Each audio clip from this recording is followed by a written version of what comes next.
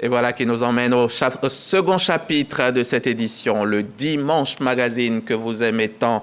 Notre invité nous a rejoint en plateau. C'est un magistrat hors hiérarchie, sous-directeur de la législation au ministère de la Justice. Merci encore, Monsieur Trabi-Boti, d'avoir accepté notre invitation pour parler de la loi sur le mariage en Côte d'Ivoire. Ici, on épouse une tradition. On plante d'abord le décor et puis ensuite on revient pour échanger. D'accord. Depuis le 26 juin 2019, la nouvelle loi sur le mariage modifie plusieurs dispositions de l'ancienne loi. L'ensemble vise à protéger davantage la famille tout en réduisant les inégalités entre la femme et l'homme. Mais au préalable, le mariage est défini comme étant l'union d'un homme et d'une femme célébrée par l'officier de l'état civil. Il est mixte et monogamique. De ces nouvelles dispositions, nous en retenons 5. Premièrement, les régimes matrimoniaux passent de 2 à 3. À la communauté de biens et la séparation de biens s'ajoute le contrat de mariage par acte notarié. Cette convention règle les effets patrimoniaux du mariage devant un notaire. Tout changement de régime se fait après un délai de 2 ans à la demande de l'un des conjoints ou des deux. Deuxièmement, l'incapacité de consommer un mariage ou l'impossibilité de procréer peuvent remettre en cause le mariage si l'un des conjoints cache cette incapacité avant de contracter le mariage. Troisièmement, la loi de 2019 harmonise l'âge nubile, c'est-à-dire l'âge requis pour se marier. Il est de 18 ans pour l'homme et la femme, et non plus de 20 ans pour l'homme, comme dans l'ancienne loi.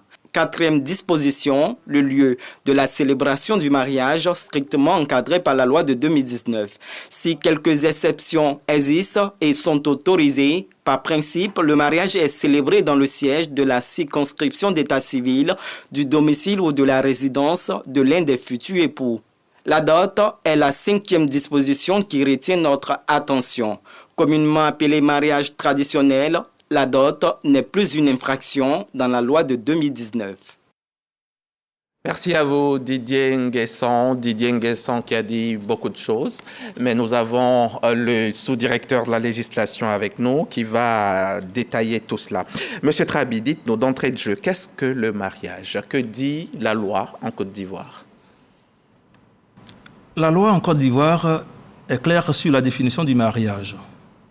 Selon l'article 1 de cette loi, le mariage est l'union d'un homme et d'une femme célébrée par devant l'officier de l'état civil.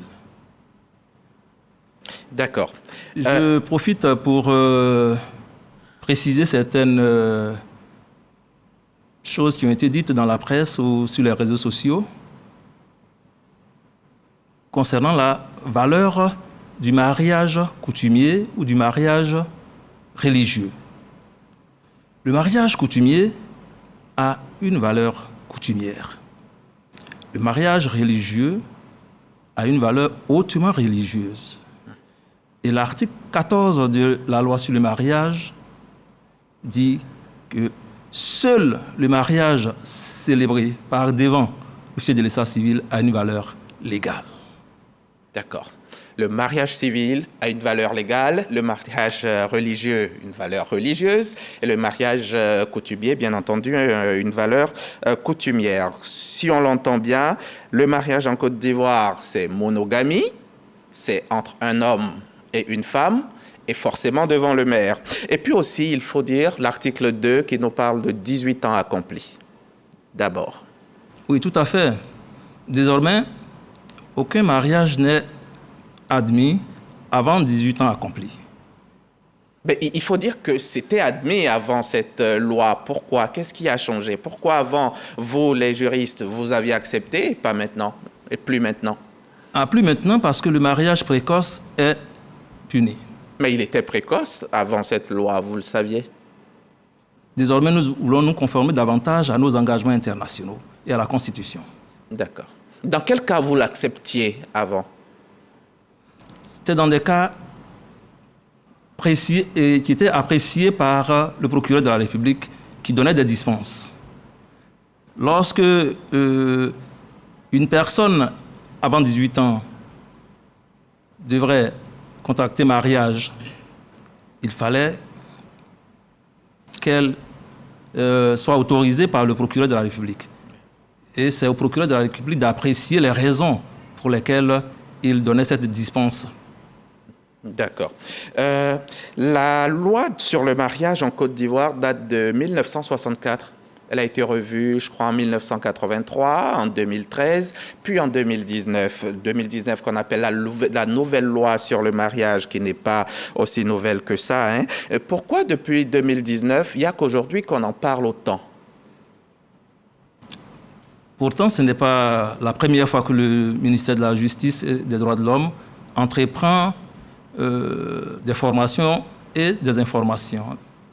Déjà en 2020, le ministère de la Justice, en partenariat avec une ONG de protection des droits de l'homme, avait entrepris la formation des journalistes, des acteurs de la société civile et même des magistrats sur les nouvelles lois, dont la loi sur le mariage. D'accord. Donc ce n'est pas la première fois que le ministère de la Justice entreprend de vulgariser ces différentes lois.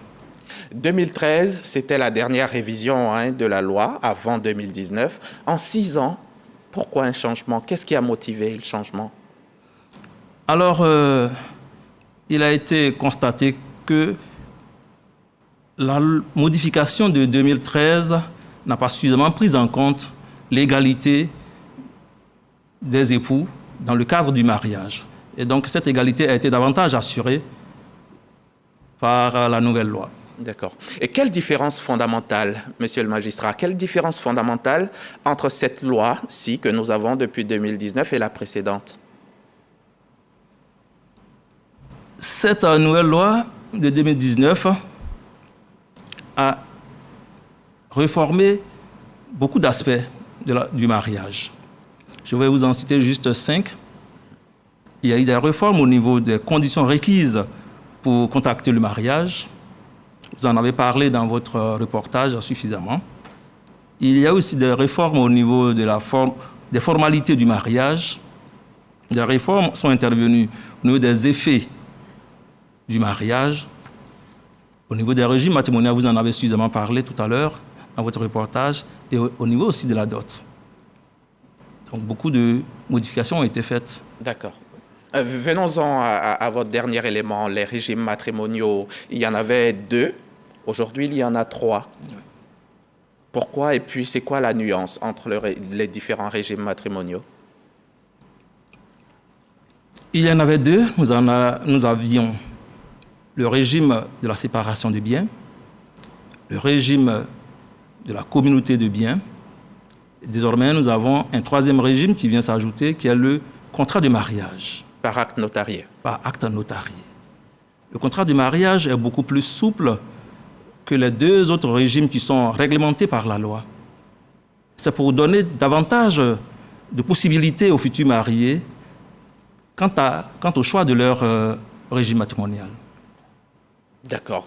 Donc, si je décide d'adopter le contrat de mariage par acte notarié, qu'est-ce que ça signifie concrètement? Qu'est-ce que je vais y gagner? S'il y a un avantage, s'il y a des conséquences par rapport aux 2 autres, les 2 plus anciens? Alors, le contrat de mariage, il est question pour les futurs époux de s'accorder sur le sort de leurs biens.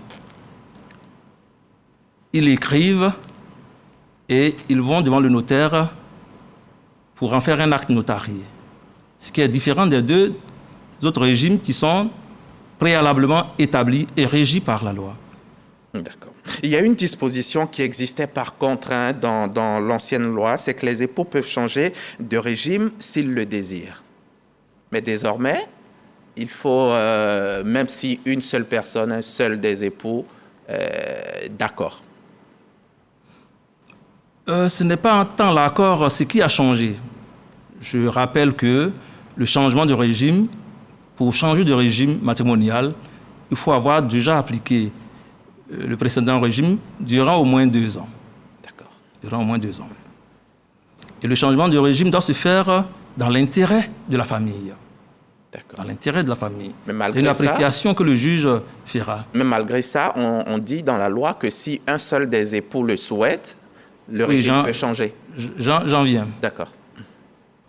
L'ancienne loi exigeait une requête conjointe des deux époux au juge pour pouvoir changer de régime.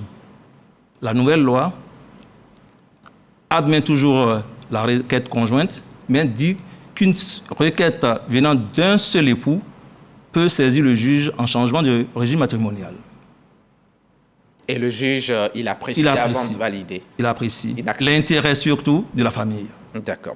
Parlons à présent de la dot, monsieur le magistrat. Elle était considérée comme une infraction. Aujourd'hui, ce n'est plus le cas, mais ce n'est plus une infraction, mais elle n'est pas réglementée.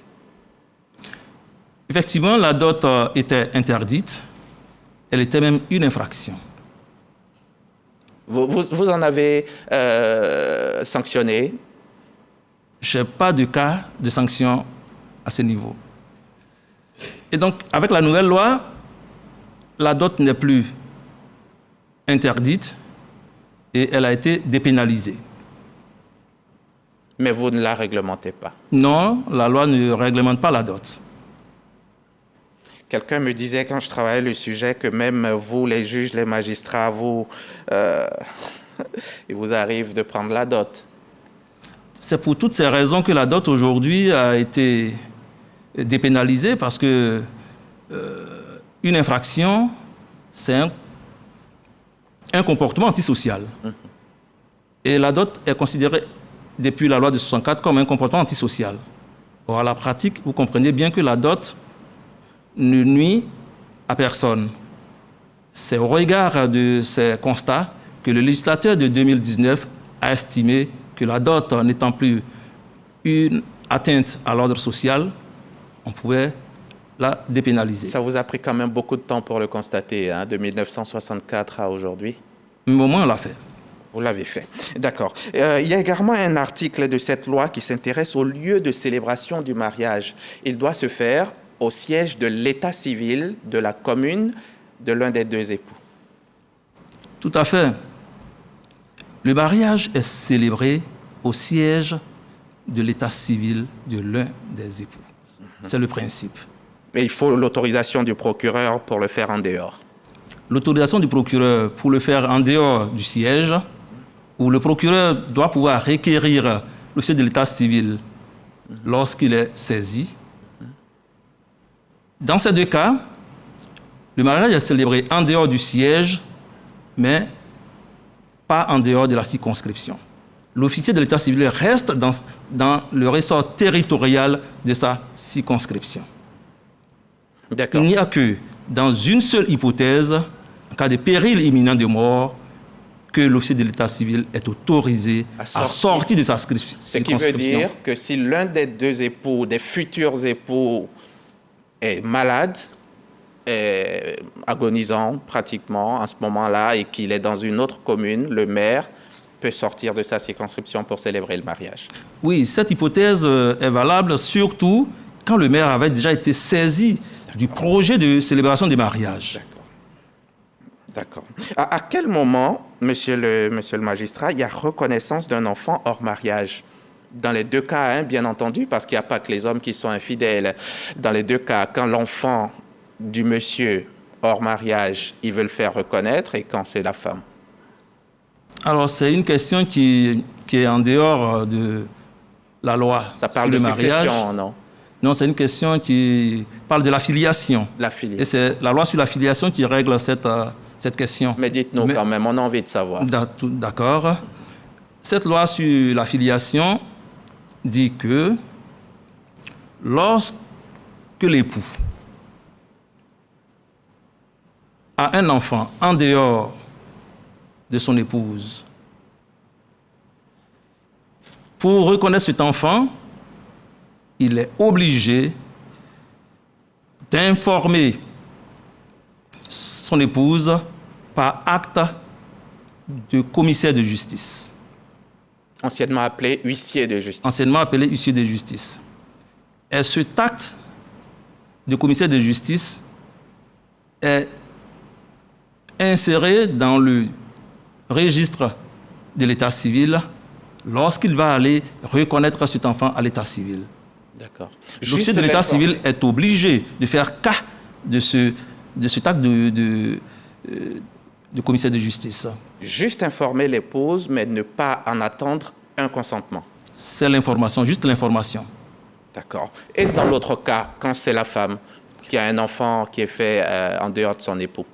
Alors, lorsque l'épouse a un enfant en dehors de son époux, elle n'a pas besoin de demander le consentement, elle n'a pas besoin non plus d'informer son époux. Elle le reconnaît immédiatement. Et l'époux est Et donc obligé. l'époux est même supposé, c'est ce qu'on appelle la présomption de paternité, il est présumé en être le père. Et s'il en a la preuve? Laquelle preuve? Et la preuve que ce n'est pas son enfant? Alors il a 2 mois, à partir du jour où il a connaissance de l'accouchement, il a 2 mois pour désavouer cet enfant. D'accord. OK. Donc, on va terminer. Notre temps nous est déjà, c'est déjà terminé. L'homme n'est plus seul chef de famille. Par rapport aux charges familiales, chacun doit faire les dépenses à proportion de ses moyens. Absolument. Chaque époux contribue aux charges du ménage à proportion de ses moyens. C'est ça. Et désormais, une femme mariée a l'usage du nom de son mari. Cela a toujours été ainsi. La femme mariée a l'usage du nom du mari. Et l'écriture, il y en a une qui a été harmonisée désormais. Absolument. C'est que le nom de la femme mariée s'écrit désormais Madame, suivi de son nom de jeune fille, épouse, suivi du nom du mari. donc un exemple, Madame Drocula Aurélia, épouse, Allo. Tout à fait. Merci, Monsieur Trabi. Trabi Botti Jérôme, brillant homme de droit, magistrat hors hiérarchie, sous-directeur de la législation au ministère de la Justice et des Droits de l'Homme. Je rappelle que vous êtes venu nous apporter des éclairages sur la loi de mariage de juin 2019, qui n'est donc pas si nouvelle que ça, mais que beaucoup découvrent seulement maintenant. Merci une nouvelle fois d'avoir accepté notre invitation et à très bientôt. Merci à vous aussi, fidèles téléspectateurs. Ce journal s'arrête ici, mais je reviens le 1er mars. Mercredi prochain. À très vite.